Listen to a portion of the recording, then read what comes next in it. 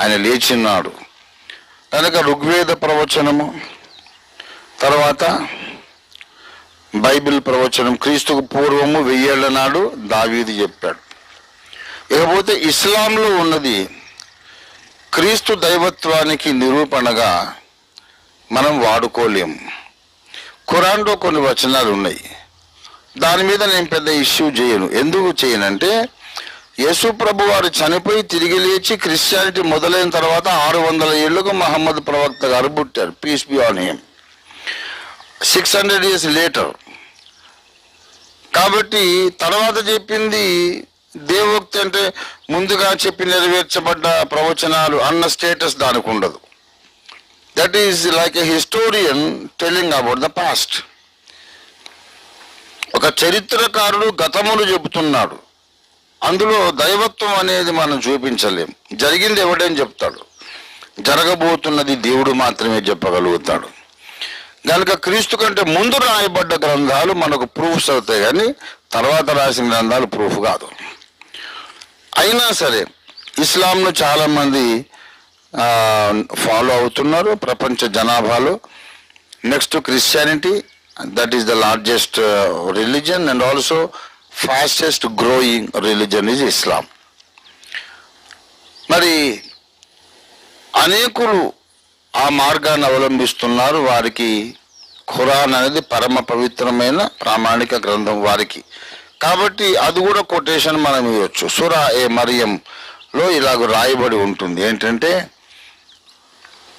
యేసు బాలుడు పుట్టగానే కడిగి ఆయన తుడిచి పొత్తిగుడ్డల్లో ఊయల తొట్లో పడుకోబెట్టారు. అప్పుడు అతను మాట్లాడడం ప్రారంభించాట. అదొక అద్భుతం, సూచక్రియ. యేసు చేసిన అనేక సూచక్రియల్లో పుట్టగానే మాట్లాడడం ఒకటి.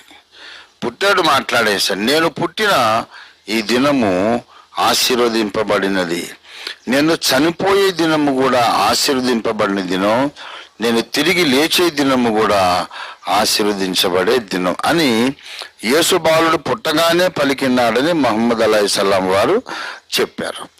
ఇస్లాంలో ఇది ఒక విశ్వాసం. ఖురాన్లో నేను ఖురాన్ చదివి ఈ మాట 2 సార్లు రాయబడింది సూరా మరియంలో, not once, twice it is return.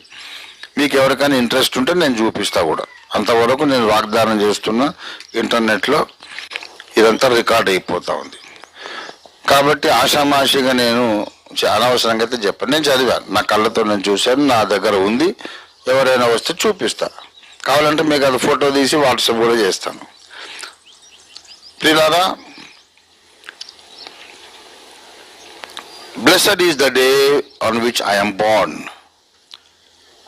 Blessed is the day when I die. And blessed is the day when I am resurrected. These are the words in Quran Sharif.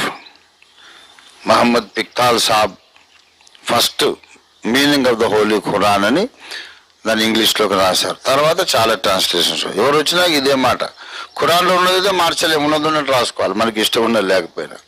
దినం దీవించబడింది అన్న తర్వాత శిలువ మీద యేసు మరణించలేదు, అల్లాహమియా అక్కడ ఉండే సైనికుడు కనుమబ్బు కలిగించారు, ఇంకెవరినో పట్టుకొని యేసు అనుకొని సిలువ వేశారు అని చెప్పడం మరి ఖురాన్కే విరుద్ధం కదా. ఇంకెవరినో పట్టుకొని సిలువేసేదానికి ఆయన పుట్టగానే ఊయల తొట్లు పడుకొని నేను చనిపోయిన దినము దీవించబడిందని ఎందుకు అంటాడు? ఈ డ్రామా చేసిన దినము దీవించబడిందని అలా నేను చచ్చిపోయినట్టు నటించి వాళ్ళ కనుమబ్బు కలిగించి అల్లాహమియా నన్ను రక్షించి ఇంకెవరిని పట్టుకొచ్చి నా పేరిట నేను అనుకొని చంపేసినటువంటి వాళ్ళందరూ పప్పులో కాలేసిన ఆ దినము దీవించబడింది అని చెప్పాలా? నేను మరణించిన దినము దీవించబడింది అన్నాడు కనుక యేసు ప్రభు తప్పకుండా మరణిస్తాడు, మరణించాడు. అంతేకాదు, according to Islam, a prophet can never tell a lie. पैगंबर जो होते हैं उन्होंने कभी झूठी बात नहीं बोल सकता. ప్రవక్త అబద్ధం చెప్పడు. ఇది ఇస్లాం యొక్క స్థిర విశ్వాసం. If that is true, Muhammad అలైహిస్సలాం వారు ప్రవక్త అయినట్లయితే వారు యేసును గురించి చెప్పిన ఈ మాట సత్యమై ఉండాలి.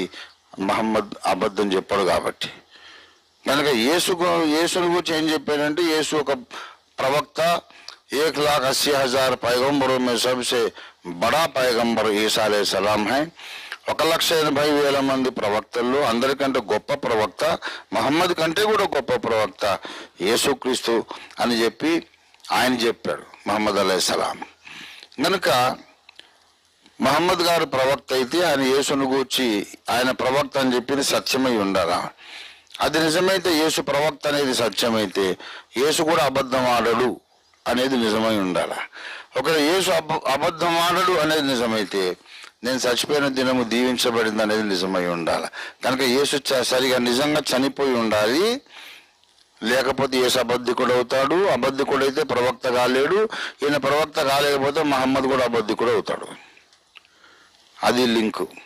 So it's a serious matter when you don't want to believe the crucifixion and resurrection of Jesus. యేసు మరణమును పునరుద్ధానమును నమ్మకుండా ఎదురాడడం ఎవరైనా ప్రయత్నం చేస్తే అది చాలా సీరియస్ మ్యాటర్ అయిపోతుంది. మీకు అర్థమైంది లాజిక్? యేసు ప్రభు వారు నేను మరణించిన దినము దీవించబడిందని చెప్పాడు అని ఖురాన్లో ఉన్నాక, ఆయన మరణించలేదు, వాళ్ళందరికీ మాయ కమ్మిందని ఎవరు చెప్పకూడదు. అలా అయితే కనుక యేసు అబద్ధికుడు అవుతాడు. యేసు అబద్ధికుడు అయితే మహమ్మద్ కూడా అబద్ధికుడు అయిపోతాడు. అలా జరగడం వీల్లేదు. మహమ్మద్ ప్రవక్త గారు అబద్ధికుడు కావడం వీల్లేదు. కాబట్టి యేసు అబద్ధం చెప్పడానికి వీల్లేదు. కాబట్టి యేసు తప్పకుండా శిలువ మీద మరణించాడు, అంతేకాదు తిరిగి లేచాడు అని కూడా చెప్పాడు. దేవుని స్తోత్రం కలుగును గాక. Jesus truly died on the cross and he was resurrected from the grave even according to Islam, according to the Holi Bible and according to Rigveda and according to Quran Sharif. యేసు మరణించినాడు, మళ్ళీ లేచినాడు. దేవునికి స్తోత్రం కలుగును గాక. Please like, subscribe and press the bell icon to get all the updates.